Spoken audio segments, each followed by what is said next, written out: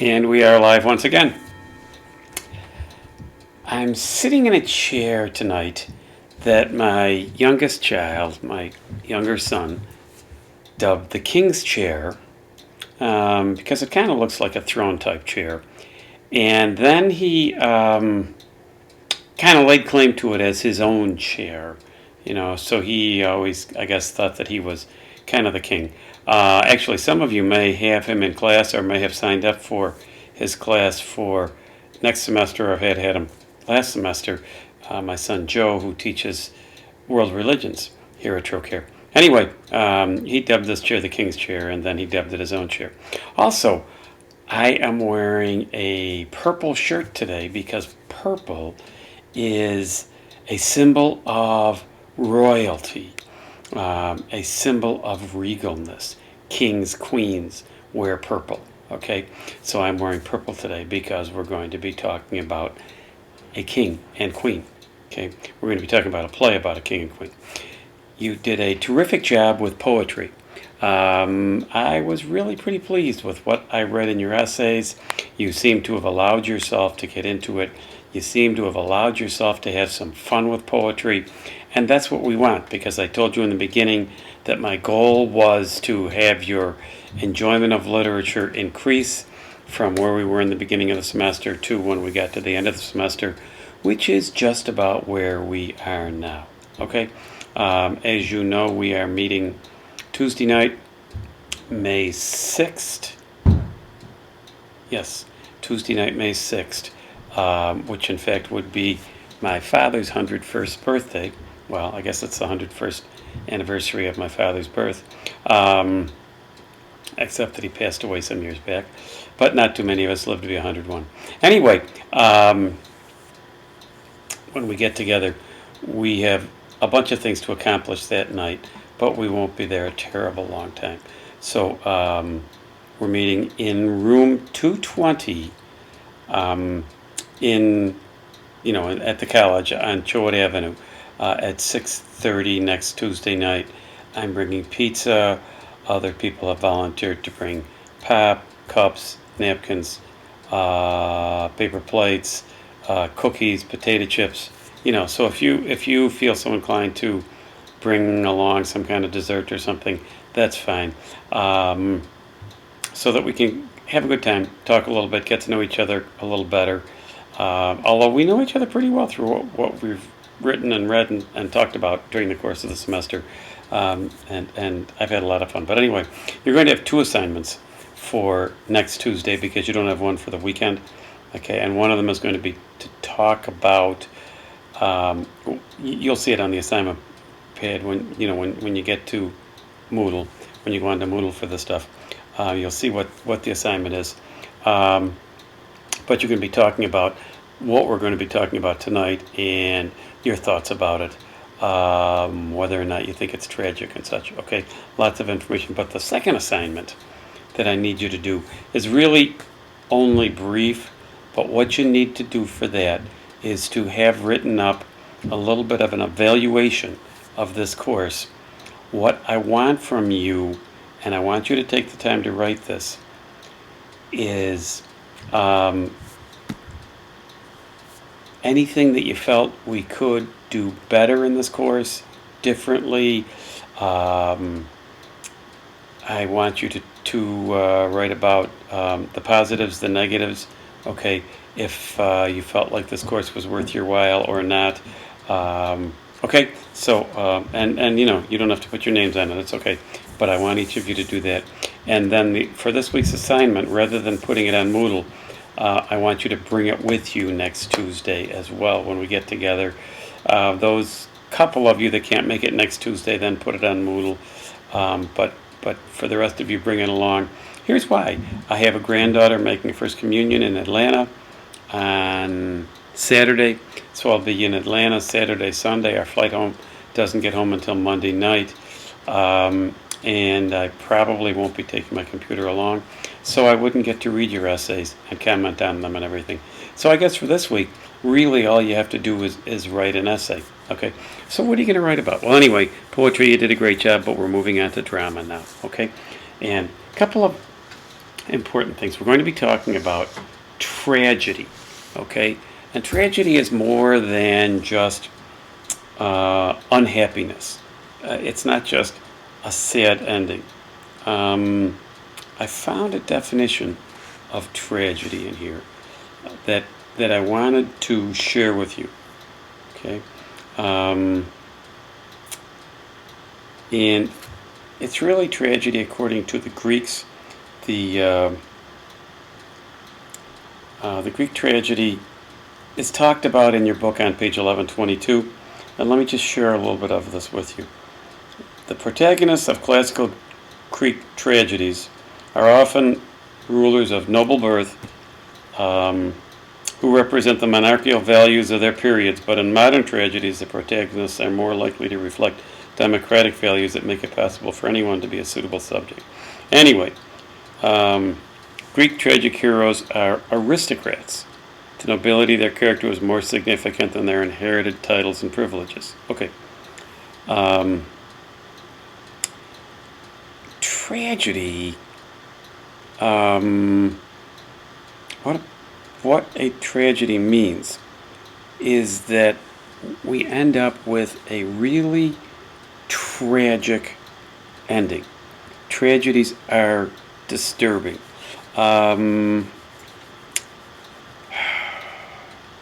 It's more than just an unhappy ending. To be a tragedy,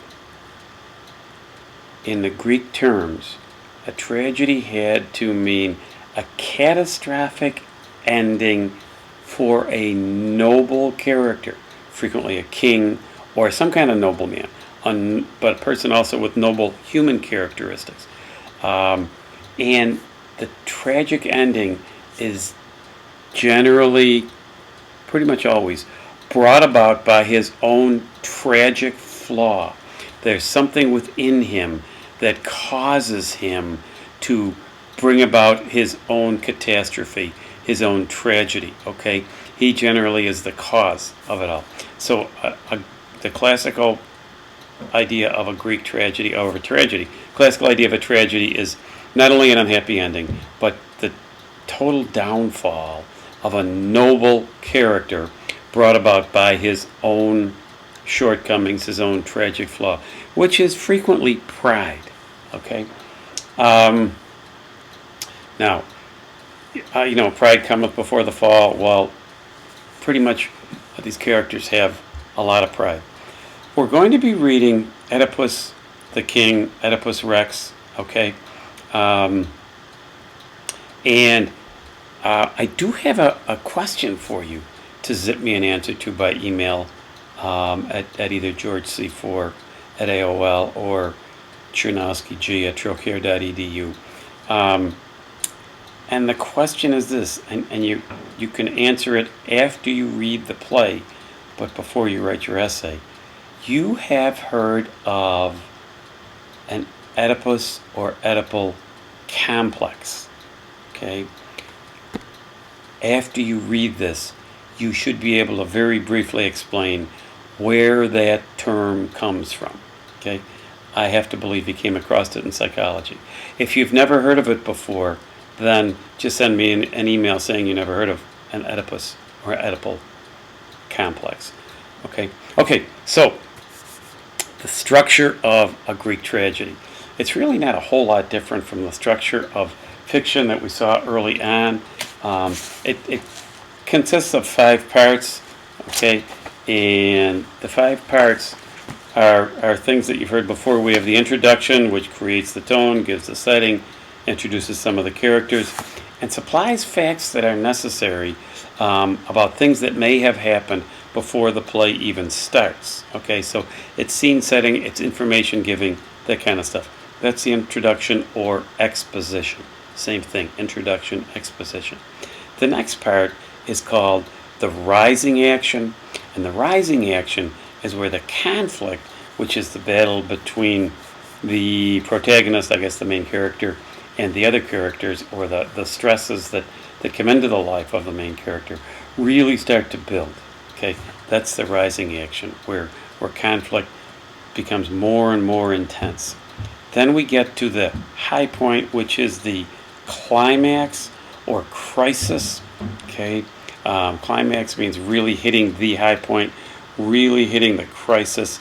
It is the turning point in the story.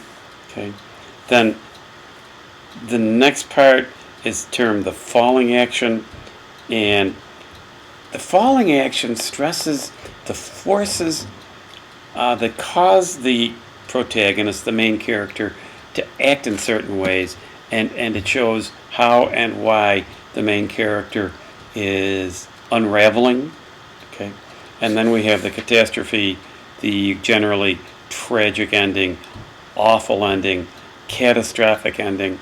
Okay, so we have 5 parts. We have exposition, rising action, climax or crisis, falling action, and then catastrophe or denouement, or wrapping it all up, putting the world kind of back together again so that life can go on for the people in the play. Okay, so that's tragic structure. Now, Oedipus is a little bit different from most things that you have read in the past. Our main character is Oedipus. His wife is Jocasta. As you read the play, if you haven't read it before, you'll come to see that his relationship with Jocasta is more than just husband, wife, king, queen. There's more to it than that. Okay, they have 2 children and 2 daughters. Okay, one of them is Antigone, whose name you may have heard before, because Sophocles, who wrote Oedipus, also wrote Antigone.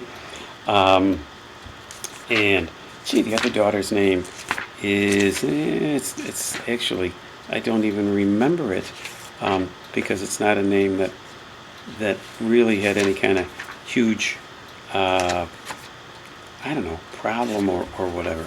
But anyway, the other daughter's name is Ismene. Okay, so Antigone and Ismene are the daughters of Oedipus and Jocasta.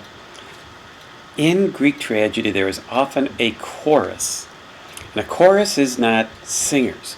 A chorus is like the voice of the narrator, the voice of the outside world, the voice of the general public, supplying us with information, telling us what's going on, sometimes telling us what's going on inside the main character's head.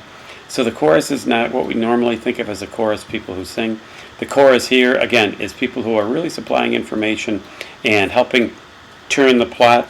Okay, we will have a prophet. You know what prophets are. And we will have Creon, who is the brother of Jocasta and is jealous of Oedipus. Keep in mind, Oedipus wants to do right by his people. He makes it very important, makes it a big thing to say he wants to do right by his people. Unfortunately, he has created some problems that make it very difficult to do that. Okay, it's a fascinating play. I'll be looking forward to your reactions to it, and of course I'll have the assignment written out for you. I'm looking forward to seeing you Tuesday at 6:30 in room 220. Tuesday, May 6th, I believe is the date. Okay, so questions, comments, you know how to get in touch with me. You've been great all semester, and again, that course evaluation I asked you to kind of write about, do that for me. I will also send you an email link so that if you want to go in and fill out evaluation of the course online, you can do that, but I want the written one from you as well. Okay, so again, no comments this week on each other's stuff until we get to class. Then you'll have the chance to see if you really want to comment, where the person who wrote it can be there and see you. But it should make for good discussion. We'll see you next Tuesday. Thanks.